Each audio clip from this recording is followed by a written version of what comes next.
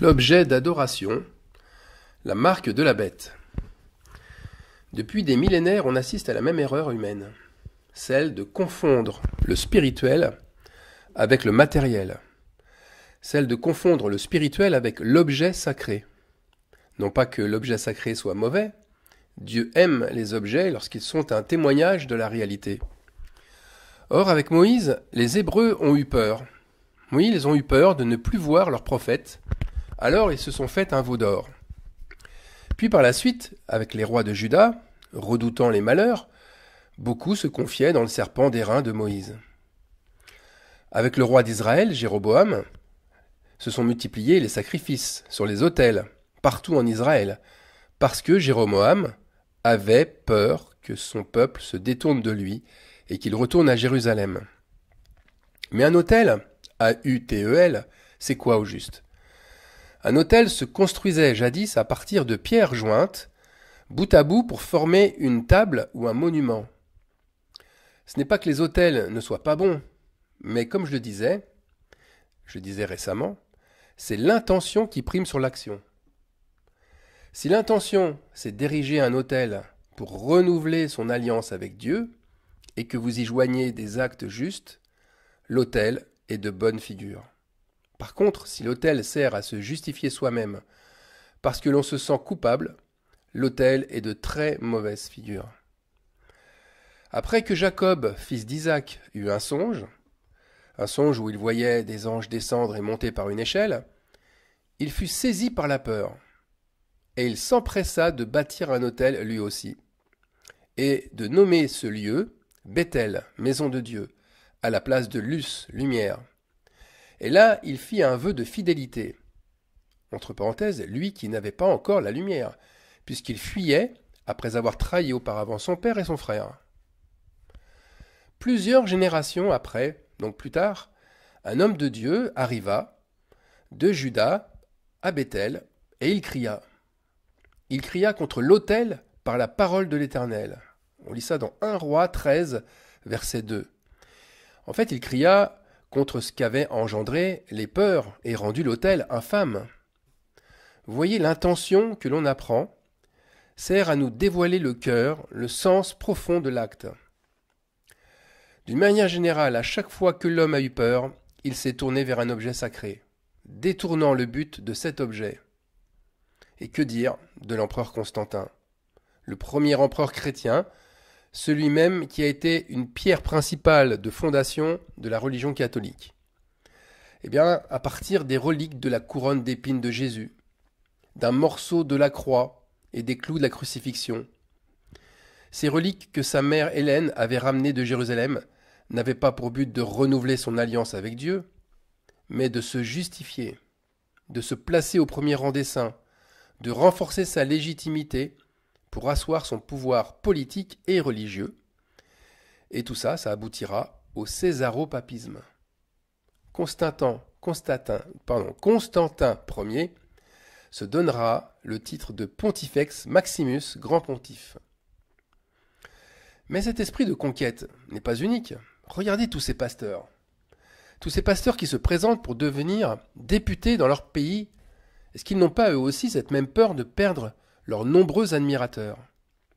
Ils ont eux aussi leurs amulettes, leurs gris-gris, ou leurs fétiches, ou encore leurs reliques souvent cachées au fond de leur poche.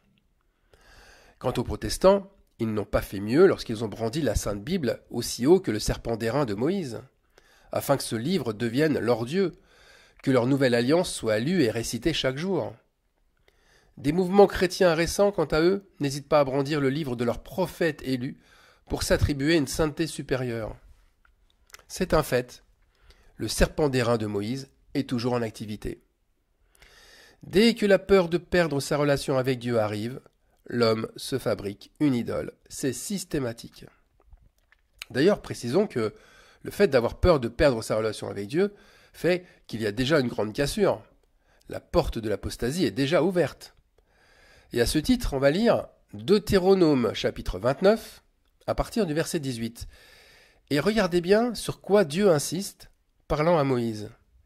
Est-ce qu'il insiste sur le cœur ou sur le faux Dieu en métal? Alors je commence. Vous avez vu leurs abominations et leurs idoles, le bois et la pierre, l'argent et l'or, qui sont chez elles. Elles, c'est les nations. Verset 18. Qu'il n'y ait parmi vous ni homme, ni femme, ni famille, ni tribu, dont le cœur se détourne aujourd'hui de l'Éternel notre Dieu. On parle bien de cœur ici, qui se détourne. Je continue. Pour aller servir les dieux de ces nations-là. Qu'il n'y ait point parmi vous de racines qui produisent du poison et de l'absinthe.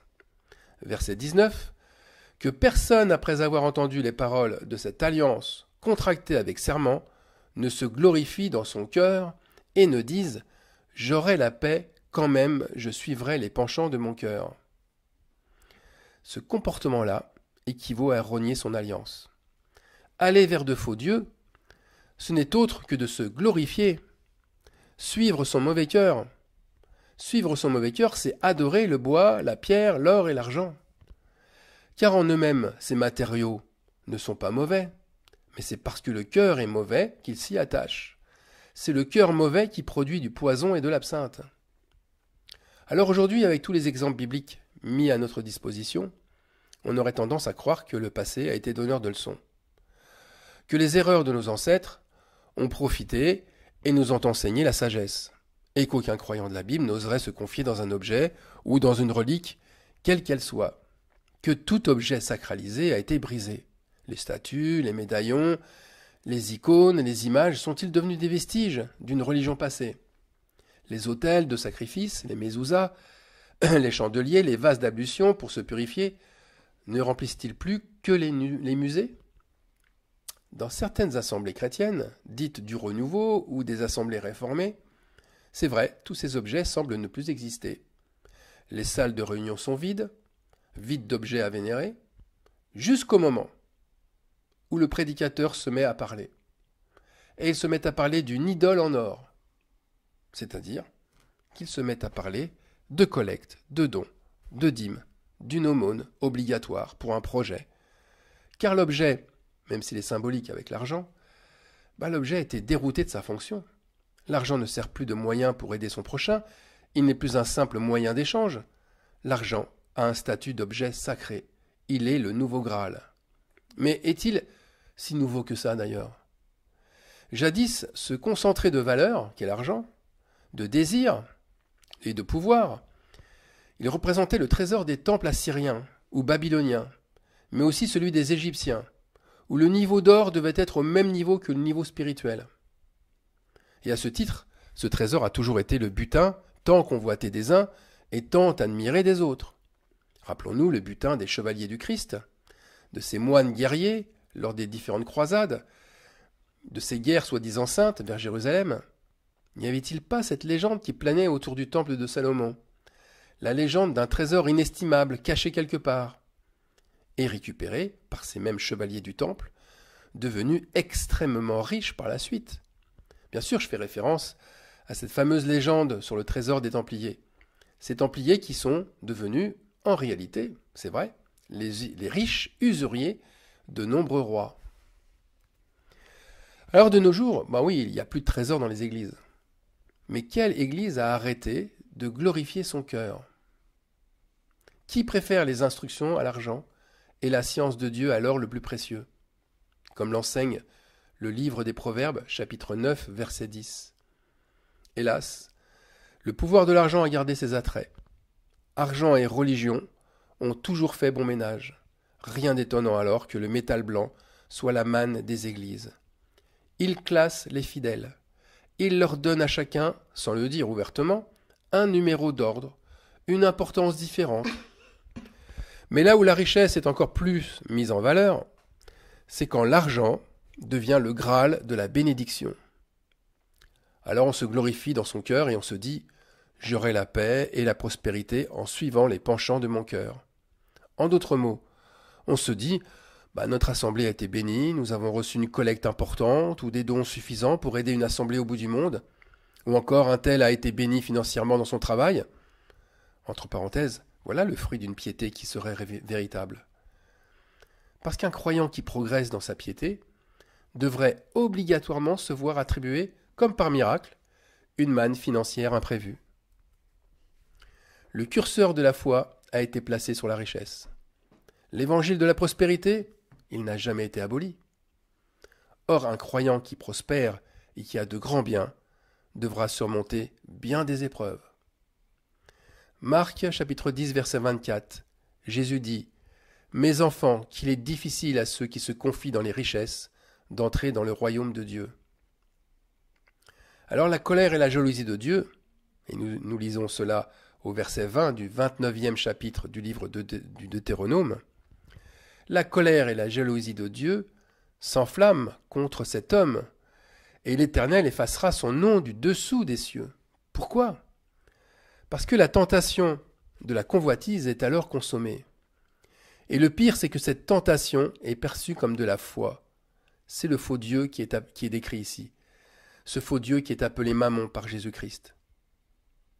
La tentation qui est perçue comme de la foi. Mais cette tentation, elle possède une marque. Et cette marque, c'est la marque de la bête. Apocalypse, chapitre 13, verset 17. Je vous lis ce passage très bien connu, très connu. Personne ne put acheter ni vendre sans avoir la marque, le nom de la bête ou le nombre de son nom. Combien de croyants ont lu et relu ce passage et leur aveuglement a fait qu'ils ont placé une frontière entre l'argent des croyants d'une part. Alors l'argent des croyants, c'est un capital qui est saint par essence, pur, digne de louange et puis qui est justifié. Et puis d'autre part, l'argent du monde, un capital corrompu, impur, sale, injuste. Leur constat semblerait être évident. Tout croyant en Christ se trouvera dans l'impossibilité de faire du commerce, parce qu'il n'aura pas, lui, cette marque criminelle. Alors, cette marque a tout de suite trouvé son objet de malédiction. Une puce microscopique que l'on introduit sous la peau. Le mal serait cet objet que l'on souhaite rendre invisible, alors qu'un autre objet plus important, l'argent, se dématérialise de plus en plus, se rendant lui aussi invisible, mais qui se vénère plus que jamais. Alors cette frontière entre le croyant et l'impie, est-ce qu'elle existe vraiment ? Apocalypse chapitre 13 verset 17, est-ce qu'il nous montre vraiment cette frontière ? La privation sera visible, on ne pourra plus faire du commerce sans avoir cette marque. Mais qui ne pense pas que cette malédiction est destinée uniquement à ceux qui détruisent la terre, à ce monde de païens, de sans-dieu ou à ces terroristes de la foi ? Chacun, chacune a tendance à s'exclure automatiquement parce que faisant partie du peuple de Christ. Or, il y a un homme de Dieu qui crie. Et il crie devant l'autel, devant un autel de pierre qui cache de l'or à l'intérieur. Et il crie que nous devrions nous examiner pour savoir si nous avons placé le totem de la richesse dans notre cœur. Nous n'avons pas besoin nécessairement d'être riches. La convoitise de la bénédiction, elle suffit elle seule. Cette soif de bénédiction suffit à rompre l'alliance avec Dieu. Quand Paul affirmait qu'il savait être dans la disette, c'est-à-dire le manque, comme dans l'abondance, il voulait sans doute nous révéler son cœur. Aucun objet de convoitise ne le faisait vibrer. Voilà ce qu'il dit dans Philippiens 4, versets 11 et 12. « Ce n'est pas en vue de mes besoins que je dis cela, car j'ai appris à être content de l'état où je me trouve. Je sais vivre dans l'humiliation, et je sais vivre dans l'abondance. En tout et partout, j'ai appris à être rassasié et à avoir faim, à être dans l'abondance, à être dans la disette. » Ce témoignage de Paul doit nous faire réaliser ce qui est juste. Et ce qui est juste, c'est d'aimer, comme lui, l'état dans lequel nous sommes amenés à vivre. Rien ne devrait nous faire perdre notre joie et notre paix. Se contenter de ce que l'on a au présent, c'est une marque divine, contrairement à la marque de la bête. Mais vouloir toujours plus, vouloir toujours mieux, toujours davantage, n'est pas une marque de foi ou d'excellence, c'est une marque de la bête. Alors dès demain, dès ce 13e jour du mois de novembre, faites un acte de foi et de justice, brisez vos objets d'adoration, si vous en avez. Amen.